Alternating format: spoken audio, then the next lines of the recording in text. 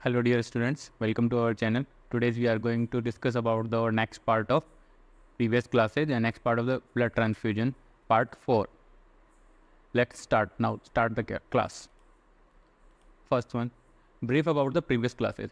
हमने अभी तक 3 क्लासें कंडक्ट कर ली हैं ब्लड ट्रांसफ्यूजन के ऊपर.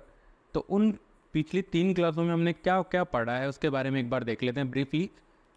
फर्स्ट वन हमने देखा था फर्स्ट क्लास के अंदर ब्लड ट्रांसफ्यूजन क्या होता है, कैसे क्या कंपोनेंट्स होते हैं, सारी चीज़ें हमने डिस्कस की थी. इंट्रोडक्शन क्या है, डेफिनेशन क्या है.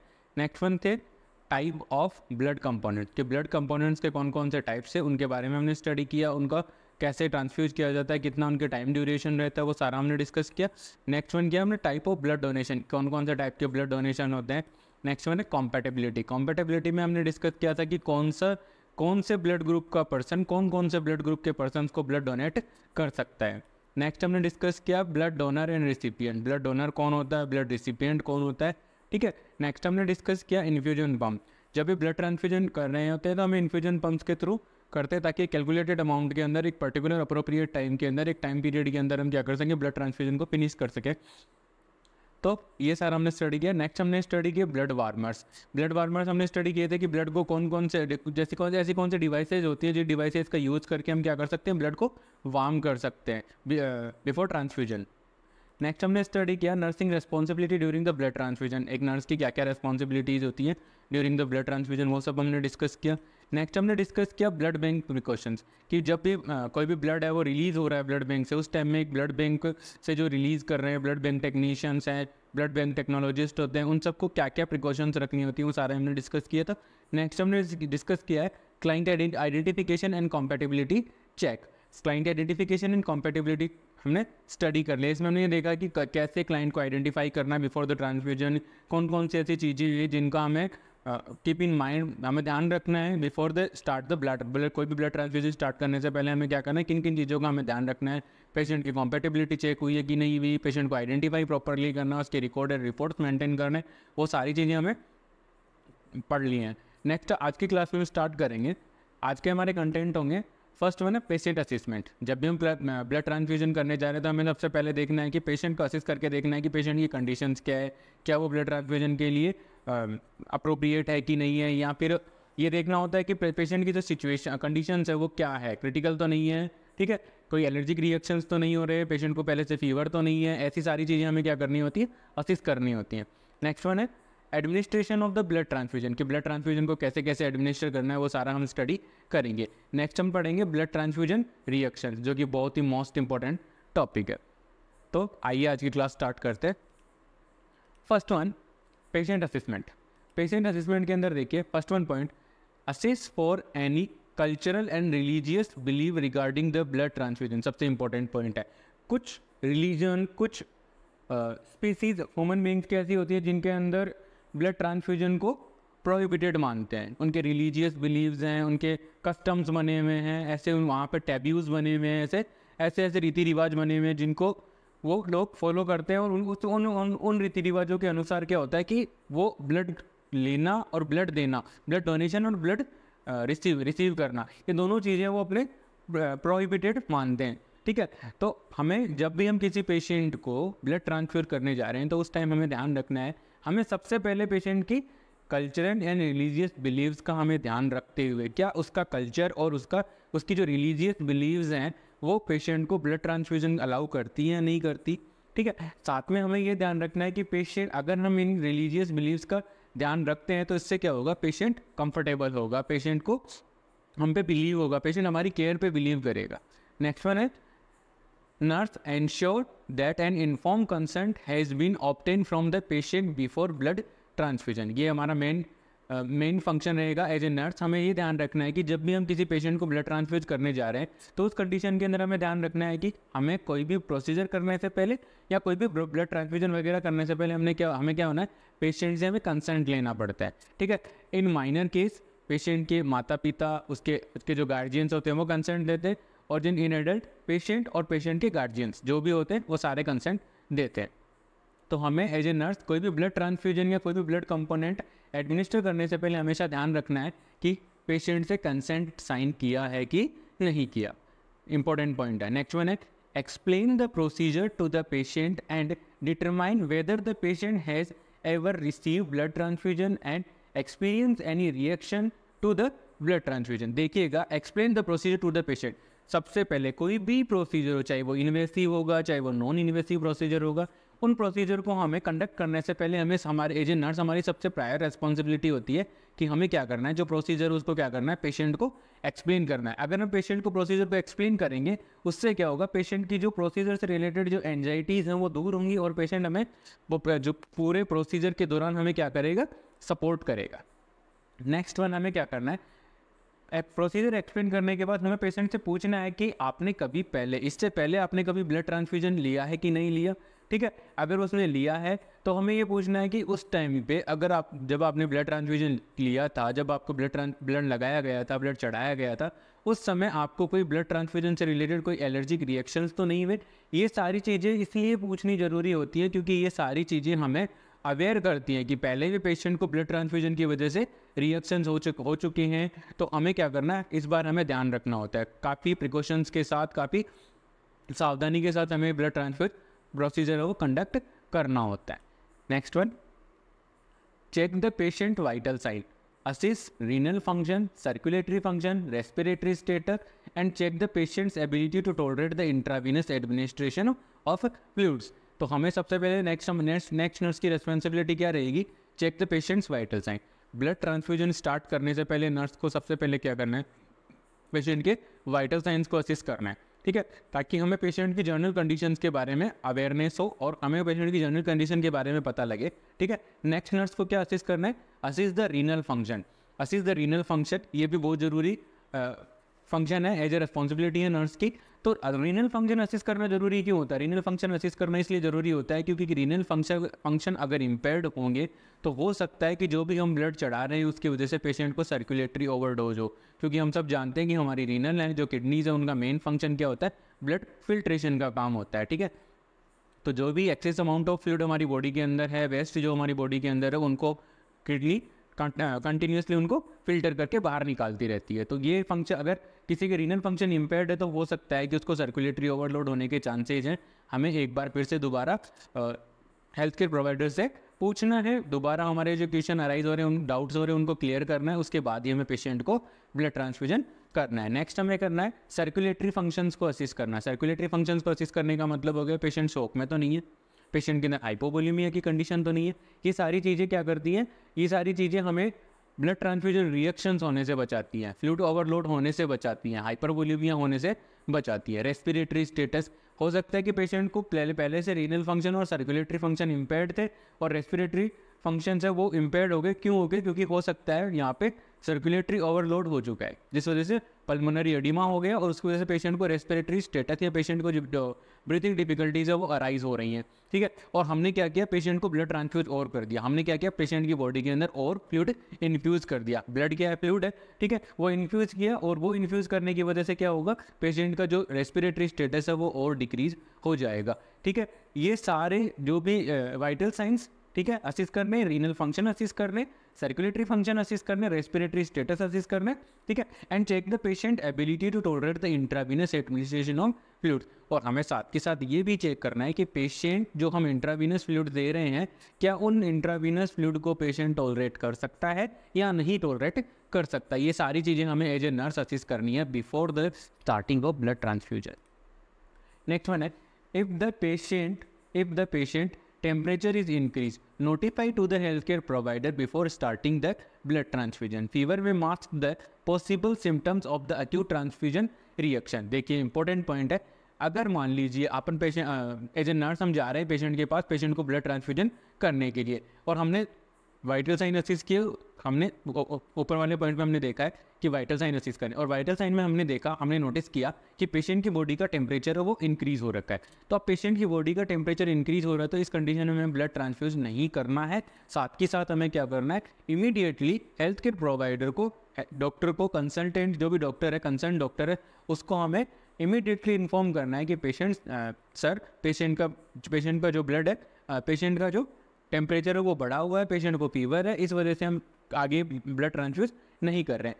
क्यों नहीं करना, वो इसलिए नहीं करना क्योंकि फीवर की वजह से, मान लीजिए फीवर किसी और रीजन की वजह से है, ठीक है, लेकिन आप ब्लड ट्रांसफ्यूज कर देते हो पेशेंट को, पहले से थोड़ा फीवर था और फीवर होने की वजह से मान लीजिए उसको उस ब्लड की वजह से ब्लड ट्रांसफ्यूजन रिएक्शंस हो जाती हैं, ट्रांसफ्यूजन रिएक्शंस होते हैं, ठीक है। तो इन्फ्लामेटरी रिस्पॉन्स के थ्रू सबसे पहले फीवर ही आना था, ठीक है, और फीवर पेशेंट को पहले से था, हमने देखा कि पेशेंट को पहले से फीवर हो रखा था, तो अब जो हुआ है वो पहले से ही हो रहा है, ब्लड ट्रांसफ्यूजन रिएक्शंस नहीं है। तो इसका मतलब ये है कि मान लीजिए उसका फीवर बढ़ा है, ठीक है, इंक्रीज हुआ है, तो हो सकता है कि पेशेंट को ब्लड ट्रांसफ्यूजन रिएक्शन हो गई, लेकिन हमने क्या सोचा कि पेशेंट है वो पहले से उसको फीवर था और हमने तो लगाया है, ठीक है। तो ये सारी चीज़ें प्रिवेंट करने के लिए हमें क्या करना है, पेशेंट का टेम्परेचर अगर इंक्रीज है तो हेल्थ केयर प्रोवाइडर को बताना है, ब्लड ट्रांसफ्यूजन स्टार्ट नहीं करना है, क्योंकि फीवर क्या करता है, जो भी ट्रांसफ्यूजनल रिएक्शंस के जो सिम्टम्स होते हैं उनको कवर करके रखता है। अगर उनको कवर करके रखेगा तो हमें पता नहीं लगेगा तो वो पेशेंट की कंडीशन है वो रोस्ट हो जाएगी, लाइफ थ्रेटनिंग कंडीशन अराइज हो जाएगी, पेशेंट की जान भी जा सकती है। नेक्स्ट हम देखते हैं administration of blood transfusion. Next हम देखते हैं administration of the blood transfusion. अब तक हमने पेशेंट को असेस कर लिया कि पेशेंट ब्लड ट्रांसफ्यूजन के लिए सही है कि नहीं है, पेशेंट के वाइटल साइन असेस कर लिए, उसके रीनल फंक्शन असेस कर लिए, उसके सर्कुलेटरी फंक्शन असेस कर लिए, उसके रेस्पिरेटरी फंक्शन को हमने असेस कर लिया, ये देख लिया कि उसको फीवर तो नहीं है ना। ये सारी चीज़ें देखने के बाद हमें क्या करना है, ब्लड ट्रांसफ्यूजन को स्टार्ट करना होता है, ठीक है। First one point, the nurse maintain the surgical asepsis and transmission based precaution during the blood transfusion। देखिएगा सबसे इंपॉर्टेंट पॉइंट, ब्लड एक बहुत ही गुड मीडियम है किसी भी माइक्रो ऑर्गेनिज्म की ग्रोथ करने के लिए। तो हमें क्या करना है, जब भी हम किसी पेशेंट को ब्लड ट्रांसफ्यूजन करने जा रहे हैं उस कंडीशन के अंदर हमें क्या करना है, सर्जिकल असेप्सिस को पूरी तरह से मेंटेन करना है, मीन्स कि स्टेरिलिटी मेंटेन करनी है। जब भी हम पेशेंट को ब्लड ट्रांसफ्यूज करने जा रहे हैं तो हमें ग्लव्स, कैप होनी चाहिए, मास्क होना चाहिए, ठीक है। जो भी इंस्ट्रूमेंट्स यूज कर रहे हैं, चाहे वो ब्लड ट्रांसफ्यूजन सेट होगा, ठीक है, ये सारी चीज़ें क्या होनी चाहिए, प्रॉपर स्टेरिलिटी मेंटेन होनी चाहिए ताकि पेशेंट को सेप्टिसीमिया होने से हम बचा सकें, ठीक है। और जो भी माइक्रो ऑर्गेनिज्म हो वो ग्रो ना करें, कॉन्टैक्ट में ना आए, जिससे क्या होगा पेशेंट को सेफली हम ब्लड ट्रांसफ्यूजन कर सके। नेक्स्ट वन है insert a IV line and infuse normal saline to maintain the patency of the vein during the blood transfusion। देखिएगा पहले प्रीवियस क्लास में हमने देखा था कि जब भी पेशेंट को ब्लड ट्रांसफ्यूजन चल रहा है उस कंडीशन के अंदर कभी भी नर्स को ब्लड बैग के अंदर कोई भी मेडिसिन ऐड नहीं करनी है, साथ के साथ किसी भी रूट से कोई मेडिसिकेशन हमें नहीं देनी, ठीक है, जब तक पेशेंट को ब्लड ट्रांसफ्यूजन हो रहा है। तो उस कंडीशन के अंदर हम सिर्फ और सिर्फ क्या दे सकते हैं, पेशेंट को नॉर्मल सलाइन दे सकते हैं। यहाँ पर हमारा नॉर्मल सलाइन देने का मेन पर्पज क्या है, ब्लड ट्रांसफ्यूजन के साथ साथ हम नॉर्मल सलाइन दे सकते हैं। वो दे सकते हैं इसलिए दे सकते हैं क्योंकि हमें क्या करना है, वेन की पेटेंसी, जो भी वेन जिसमें हमने ब्लड ट्रांसफ्यूजन कर रहे हैं उस वेन की पेटेंसी को मेंटेन करने के लिए हमें क्या करना है, सिर्फ और सिर्फ हम एक normal saline patient blood transfusion के साथ चला सकते हैं, सेम कैनुला के साथ, ठीक है। नेक्स्ट वन है N 18 gauge cannula needle will be needed to achieve a maximum flow rate of blood product and to prevent damage of RBC। 18 goes का जो कैनुला होता है, जो नीडल होती है उस कैनुले की, जो 18 गोज का जो कैनुला होता है ग्रीन कलर का, वो सबसे बेस्ट कैनुला है। मैक्सिमम फ्लो रेट अचीव हो सकती है उसके through blood and blood components की, ब्लड प्रोडक्ट्स की। सबसे ज़्यादा ब्लड एंड ब्लड प्रोडक्ट्स देने में सबसे ज़्यादा जो कैनुला यूज़ होता है वो होता है 18 गोज का। मोस्ट कॉमनली ये क्वेश्चन पूछा जाता है बहुत सारे एग्जाम्स में, बहुत ही कॉमन क्वेश्चन है जो नर्सिंग पर्सपेक्टिव से हम जिसको देखें तो 18 गोज के कैनुला लगाने का मेन मोटिव क्या होता है, आरबीसी की डैमेज को, हीमोलाइसिस को हमें क्या करना है, प्रिवेंट करना है। अगर आप छोटे गेज की नीडल लगेगी, ठीक है, अगर पतली नीडल लगेगी तो आरबीसी उसके डैमेज होने के चांसेस है, आरबीसी डैमेज होगी, हीमोलाइसिस होगी और वो नॉर्मल सलाइन के साथ मिलकर के इन्फ्यूज़ होगी, लेकिन उसका कोई यूज़ नहीं होगा। तो इसीलिए आरबीसी के डैमेज को, आरबीसी के हीमोलाइसिस को प्रिवेंट करने के लिए हमें क्या करना है, एक प्रॉपर गेज की नीडल यूज़ होनी चाहिए, जो कि प्रॉपर गेज की नीडल क्या है हमारे लिए 18 गोज की नीडल होती है, ठीक है। 18 गोज कैनुला का यूज़ करना है ग्रीन कलर का। नेक्स्ट वन हम देखते हैं, if a smaller gauge needle is use RBC may be dilute with the normal saline, जो कि मैंने अभी आपको पहले एक्सप्लेन कर दिया है कि जैसे ही आप छोटी नीडल काम में लोगे, पतली नीडल काम में लोगे तो आरबीसी वो क्या होगी, टूट जाएगी और वो डाइल्यूट हो जाएगी, किसके साथ, नॉर्मल सलाइन के साथ डाइल्यूट होकर के वो इन्फ्यूज़ होगी, उसका कोई यूज़ नहीं हो पाएगा। नेक्स्ट वन है a central venous catheter is acceptable venous असिस्ट point option for the blood transfusion. Central line जो सेंट्रल लाइन डाली जाती है, जो मेजर वेन्स होती है हमारी बॉडी की, उनके अंदर सेंट्रल लाइन डाली जाती, सेंट्रल कैनुला या central catheter, central venous catheter insert किए जाते हैं, जो कि बेस्ट माने गए हैं ब्लड ट्रांसफ्यूजन के लिए, क्योंकि उनके अंदर क्या होता है, आरबीसी के डैमेज होने के चांसेस बहुत ही कम होते हैं। ठीक है, नीचे आप देख रहे हैं इमेज के अंदर एक ब्लड ट्रांसफ्यूजन सेट है जिसके अंदर फिल्टर लगा हुआ है, सिंगल पोर्ट है ये।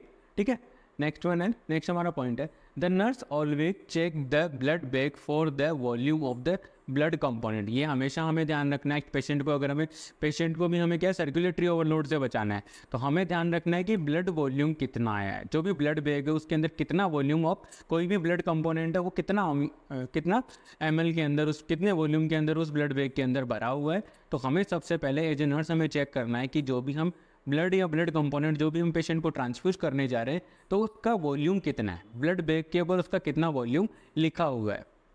ठीक है, ज़्यादा वॉल्यूम है, पेशेंट को ज़्यादा वॉल्यूम है और पेशेंट को रिस्क है सर्कुलेटरी ओवरलोड का, तो हमें वो बैग यूज़ नहीं करना है, पहले हमें डॉक्टर से कंसल्ट करना है। ठीक है, नेक्स्ट वन है, blood product should be infuse through administration set design specially for the blood transfusion and blood product transfusion. जब भी हम ब्लड ट्रांसफ्यूजन करने जा रहे हैं तो ऐसा नहीं है कि नॉर्मल कैनुले के साथ ही या जो नॉर्मल आईवी सेट आता है, नॉर्मल इंट्रावीनस इन्फ्यूजन सेट आते हैं, उनके थ्रू हमें कभी भी ब्लड को ट्रांसफ्यूज नहीं करना है।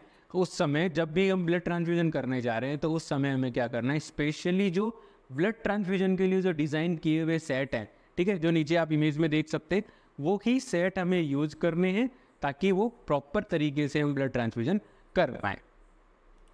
नेक्स्ट वन है, blood administration set must contain a filter that is designed to trap fibrin clot and other debris that accumulate during the blood storage। देखिए इस पॉइंट में ये बताया गया है कि ब्लड ट्रांसफ्यूजन के लिए जब भी हम किसी भी ब्लड एडमिनिस्ट्रेशन सेट का यूज कर रहे हैं तो उस ब्लड एडमिनिस्ट्रेशन सेट के अंदर क्या होना चाहिए, फिल्टर लगा हुआ होना चाहिए। ठीक है, फिल्टर होना चाहिए, स्पेशली डिज़ाइन जो फिल्टर होते हैं वो होने चाहिए, ताकि उन फिल्टर्स का यूज़ क्यों होनी चाहिए वो फिल्टर। आज के बाद अगर आपसे कोई पूछे कि ब्लड ट्रांसफ्यूजन सेट के अंदर फिल्टर क्यों होता है, तो उसका आंसर ये है कि to trap the fibrin clots and other debris that accumulate during the blood storage. जो फिब्रिन के क्लॉट्स है और जो डेब्रीज एक्यूमुलेट हुए थे ड्यूरिंग द ब्लड स्टोरेज के टाइम पे जो भी डेब्रीज, जो भी टिश्यू के डेब्रीज थे या जो भी डेड आरबीसीज थे, उनका जो डेब्रीज था, उन सबको ट्रैप करने के लिए ब्लड ट्रांसफ्यूजन सेट के अंदर क्या होता है, एक फिल्टर लगा हुआ होता है, जो कि यहाँ पे आपको देखने को मिलता है। ठीक है, तो ये सारी चीज़ें ये याद रखनी है। यूज़ ए वाई ट्यूबिंग और a straight blood transfusion set, use a Y tubing और a straight blood transfusion set. देखिएगा पिछली वाली इमेज के अंदर, पिछली वाली स्लाइड के अंदर आपको single port straight blood transfusion set दिखाया था मैंने, और अभी जो आप इमेज देख रहे हैं उसके अंदर देख पा रहे हैं वाई ट्यूबिंग का, और उसमें क्या है, वाइट इस single straight blood transfusion set के साथ क्या है कि आप एनएफ कनेक्ट नहीं कर सकते, आपको दूसरा आईवी सेट लेना ही होगा। और वाई सेट के अंदर, वाई ट्यूबिंग के अंदर क्या होता है, दो पोर्ट होते हैं, जो दो ट्यूबिंग्स होती हैं, उन दोनों ट्यूबिंग से हम क्या कर सकते हैं, दोनों कंबाइन होती हैं वाई के जैसे। ठीक है, और इनमें एक में ब्लड कनेक्ट कर सकते हैं और दूसरे के अंदर हम क्या कर सकते हैं, नॉर्मल सेनाइन, और दोनों साथ में चलते रहते हैं। ठीक है, जैसे कि हमने पहले ही पढ़ लिया है कि ब्लड चलते समय जब भी पेशेंट को ब्लड ट्रांसफ्यूजन हो रहा है तो उस समय सिर्फ हम पेशेंट को एनएस दे सकते हैं, उसके अलावा नॉर्मल सेलाइन दे सकते हैं, उसके अलावा हम कुछ भी नहीं ट्रांसफ्यूज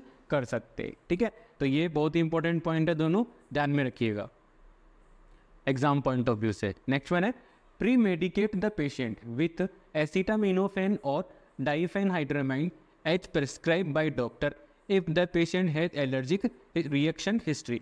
पेशेंट अगर हिस्ट्री दे रहा है, पेशेंट को जब भी ब्लड ट्रांसफ्यूजन करने जा रहे हैं, हमें पेशेंट से हिस्ट्री मिली है कि उसको एलर्जिक या ब्लड एलर्जिक रिएक्शन है, कोई भी एलर्जिक रिएक्शन है, तो उस समय क्या करना है, हमें पेशेंट को प्री मेडिकेटेड करना है। प्री मेडिकेट मतलब ब्लड ट्रांसफ्यूजन स्टार्ट करने से पहले ही हमें पेशेंट को मेडिकेशन देनी है। कौन कौन सी मेडिकेशन देनी है, एसिटामिनोफेन, ठीक है, और डाइफेनहाइड्रामाइन। ये दोनों मेडिकेशन से मोस्ट कॉमनली पूछी भी जा सकती है एग्जाम्स के अंदर, प्लीज़ ध्यान रखिएगा, नोट कर लीजिएगा। ठीक है, एसिटामिनोफेन और डाइफेनहाइड्रामाइन। ठीक है, डाइफेनहाइड्रामाइन एंटी एलर्जिक मेडिकेशन है। ये मेडिकेशंस क्या करनी है, हमें पेशेंट को पहले ही ब्लड ट्रांसफ्यूजन स्टार्ट करने से पहले ही प्री मेडिकेटेड करना है पेशेंट को। और कब करना है, अगर डॉक्टर का ऑर्डर हो तो ही हमें मेडिकेशन देनी है। डॉक्टर ऑर्डर करेंगे, कब करेंगे? जब डॉक्टर को पता लगेगा कि पेशेंट को हिस्ट्री है, एलर्जिक रिएक्शंस की हिस्ट्री है, तो डॉक्टर क्या करेंगे, पहले ही हमें प्रिस्क्रिप्शन पे ही हमें लिख के दे देंगे कि एसिटामिनोफेन और डाइफेनाइड्रामाइन पहले लगा देना है, ठीक है। नेक्स्ट हम पॉइंट देखते हैं। If prescribe oral medication should be administered 30 minute before the transfusion. मान लीजिए एसिटामिनोफेन और डाइफेनाइड्रामाइन की डॉक्टर साहब ने लिखा है कि ओरल मेडिकेशन देनी है, आईवी नहीं लगाना है, तो ओरल मेडिकेशन देनी है तो हमें क्या करना है, और पेशेंट को हिस्ट्री है, किसी की एलर्जिक रिएक्शन की हिस्ट्री है और पेशेंट को ओरल मेडिकेशन देनी है, तो ब्लड ट्रांसफ्यूजन स्टार्ट करने के 30 मिनट पहले हमें पेशेंट को जो ओरल मेडिकेशन अलाउ करी है डॉक्टर ने, कौन सी एलर्जी को प्रिवेंट करने के लिए, एलर्जी को प्रिवेंट करने के लिए एसिटामिनोफेन और डाइफेनाइड्रामाइन, वो हमें क्या करना है, ब्लड ट्रांसफ्यूजन स्टार्ट करने के 30 मिनट पहले देना है। नेक्स्ट है start and intravenous administered medication may be given immediately before the transfusion is start. मान लीजिए अगर डॉक्टर ने ओरल मेडिकेशन की जगह इंट्रावेनस इन्फ्यूजन या इंट्रावेनस मेडिकेशन देने के लिए बोला है, तो वो मेडिकेशन हम पेशेंट को जब ब्लड ट्रांसफ्यूजन स्टार्ट कर रहे हैं उस समय भी दे सकते हैं। पहले मेडिकेशन देंगे, उसके तुरंत बाद हम ब्लड ट्रांसफ्यूजन कर सकते हैं, ठीक है। लेकिन अगर ओरल मेडिकेशन दे रहे हैं तो उस कंडीशन के अंदर हमें क्या करना होगा, पेशेंट को 30 मिनट पहले वो मेडिकेशन हमें पेशेंट को ओरली एडमिनिस्टर करनी होगी, ठीक है। Next, the nurse instruct the patient to report anything unusual immediately to on duty nursing officer. जब भी पेशेंट को ब्लड ट्रांसफ्यूजन हो रहा है, ब्लड चल रहा है, पेशेंट का ब्लड हमने स्टार्ट कर दिया है, कनेक्ट हो चुका है, स्टार्टिंग हो चुकी है ब्लड ट्रांसफ्यूजन की, उस समय हमें क्या करना है, पेशेंट को इंस्ट्रक्ट करना है, पेशेंट को बोलना है कि जब भी आपको कोई भी अनयूजुअल, कुछ भी खुजली हो रही हो, ठीक है, आपको रैशेज हो जाएं, ठीक है, आपको फीवर आ रहा है, आपको चिल्स हो रही है, कुछ भी अनयूजुअल लग रहा है आपको, वो कुछ भी अगर आपको फील होता है, आपको लगता है कि ऐसा कुछ मेरी बॉडी के अंदर हो रहा है, तो immediately on duty nursing officer को क्या करना है, उनको रिपोर्ट करना है, क्योंकि ये सारे सिम्टम्स क्या होंगे, अनयूजुअल कुछ भी होगा तो हो सकता है ब्लड ट्रांसफ्यूजन रिएक्शंस स्टार्ट हो गई हो पेशेंट के अंदर। तो हमें क्या करना है, इमीडिएटली उन रिएक्शंस को कंट्रोल करने के लिए एक्शंस करने हैं, ठीक है। तो हमें इंस्ट्रक्ट करना है पेशेंट को बोलना है कि the nurse instruct the patient the two report anything unusual. कुछ भी अनयूजुअल अगर आपको होता है, फील होता है, तो immediately on duty nursing officer को आप इन्फॉर्म कीजिए, कांटेक्ट कीजिए उनसे, ताकि वो रिएक्शंस को जो भी ब्लड ट्रांसफ्यूजन रिएक्शंस हो रही है उनको वो कंट्रोल कर सके, इमीडिएटली उनको कंट्रोल कर सके। Next one, start the transfusion slowly under close supervision.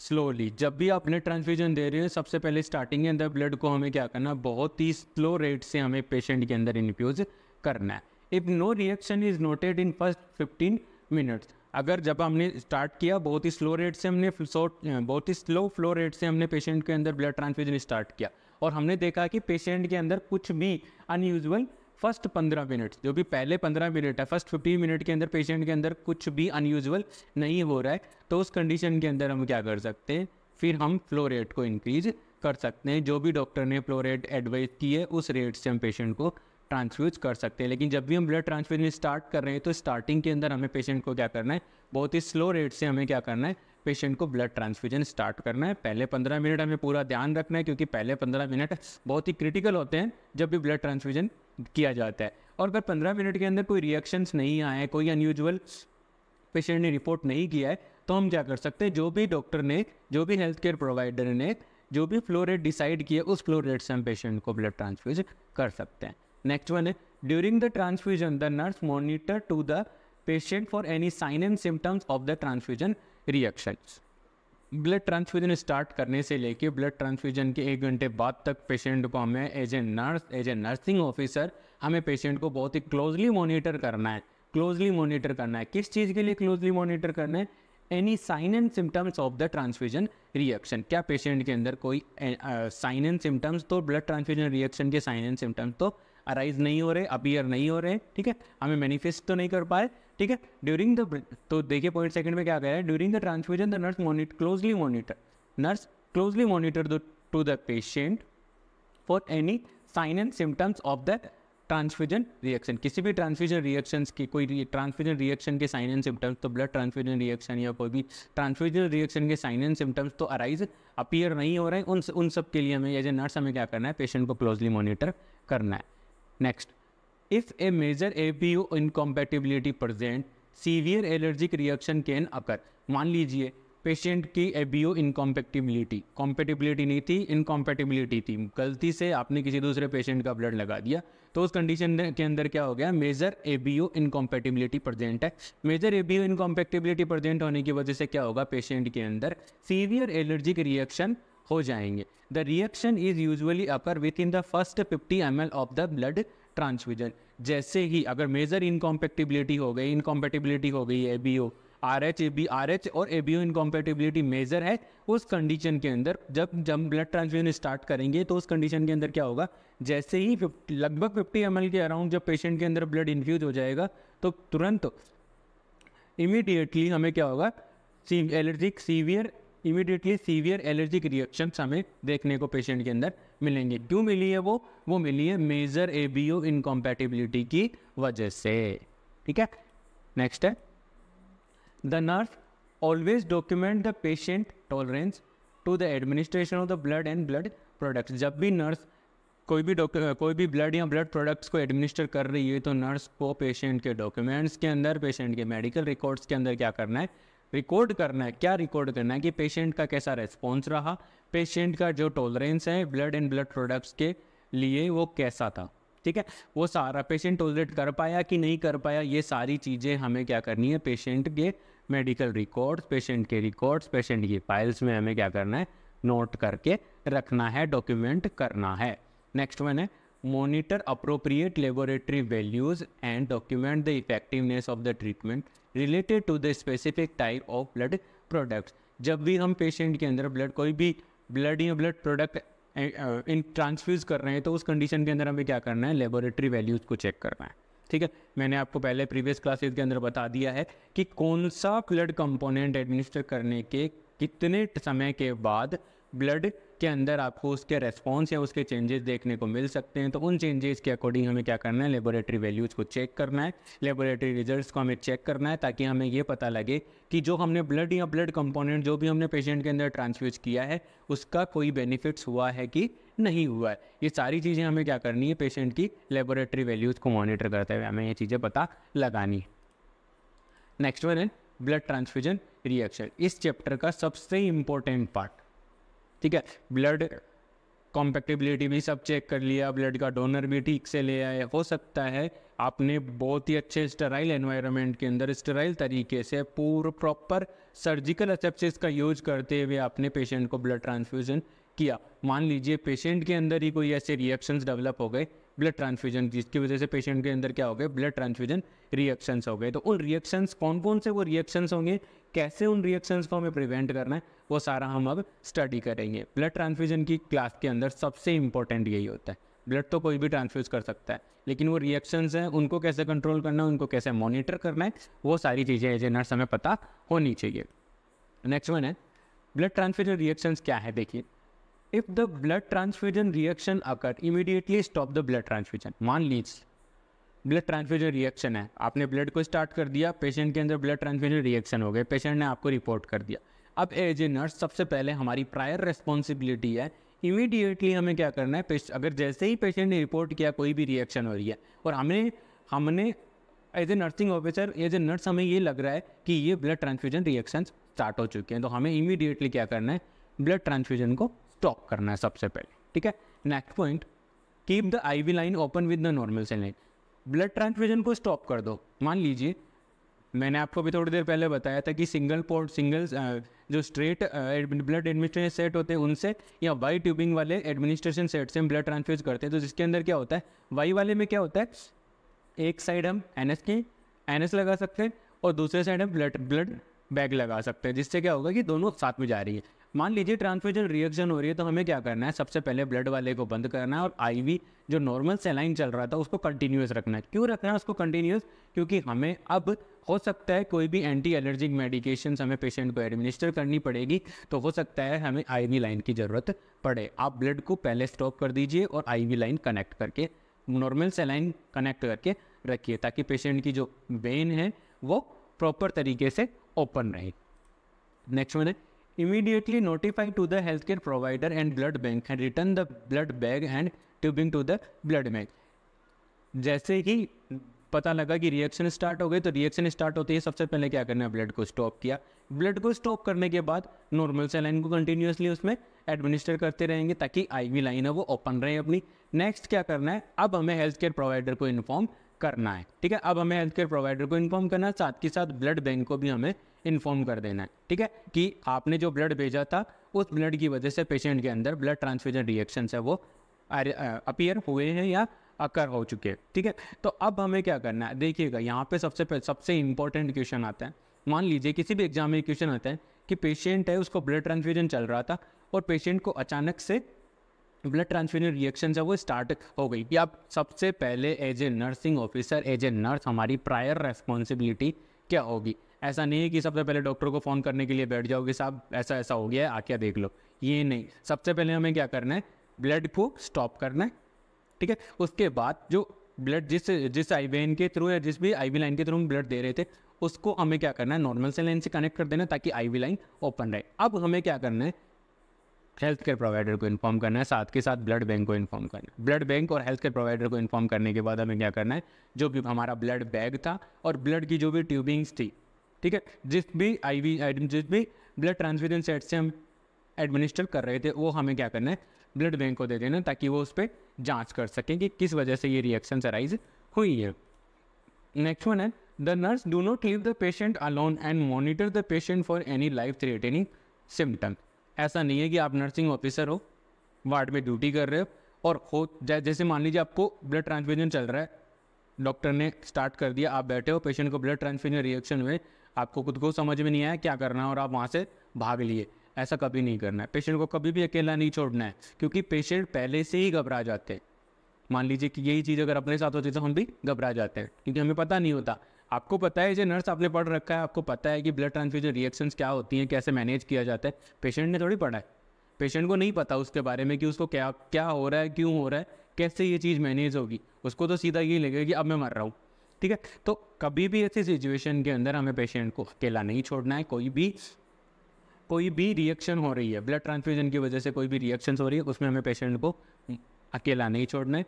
अकेला नहीं छोड़ना, साथ के साथ हमें पेशेंट के साइन एंड सिम्टम, जो भी साइन एंड सिम्टम्स अपीयर हो रहे हैं उनको क्लोजली मॉनिटर करना है। साथ के साथ हमें ये देखना है कि पेशेंट को कोई ऐसी प्रॉब्लम तो नहीं हो रही जिसकी वजह से डॉक्टर आने से पहले उसकी डेथ हो जाए। तो वो सारी चीज़ें हमें क्या करनी है, एज ए नर्सिंग ऑफिसर हमें मॉनिटर करके रखनी है। नेक्स्ट वन है obtain a sample according to the hospital policy such as the blood and urine sample for the test.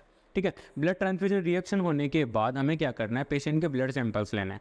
ठीक है, आपने ब्लड बैग और ब्लड जो भी ट्यूबिंग्स थी उनको आपने ब्लड बैंक में भेज दिया जांच होने के लिए कि भाई ये रिएक्शन सी थी वो क्यों हुई, BORS इनकम्पैटिबिलिटी थी या कोई और रीज़न था। साथ के साथ अपने पेशेंट का ब्लड सैंपल ले लिया है और उसका यूरिन सैंपल ले लिया। मोस्ट कॉमनली ये 2 ही सैंपल लिए जाते हैं। ठीक है, बहुत बाकी अगर कुछ ऐसे और सैंपल्स के हैं जो भी हॉस्पिटल पॉलिसी में एडवाइजेज है उसके अकॉर्डिंग हमें एज ए नर्स हमें कलेक्ट करने हैं पेशेंट से और उन सबको हमें टेस्ट करना है कि ये रिएक्शन अकर होने के, ये रिएक्शंस होने के क्या रीज़न रहे। नेक्स्ट वन है, आज की क्लास में इतना ही।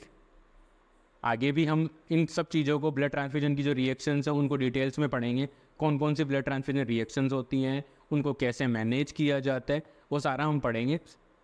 तो बने रहिए हमारे साथ। अगर आपको मेरे कंटेंट अच्छे लग रहे हैं, कि जो भी प्रिपरेशन है nursing recruitment, nursing officer recruitment exam, जैसे कि नॉर्सेट, अभी रिसेंटली हम नॉर्सेट की बात करते हैं तो नॉर्सेट अभी प्री और मेन 2 स्टेजेस में होने वाला है। अगर कुछ एग्ज़ाम की प्रिपरेशन में मेरे कंटेंट्स अगर आपको थोड़ा बहुत भी हेल्प कर रहे हैं तो please like, share and subscribe my channel and support.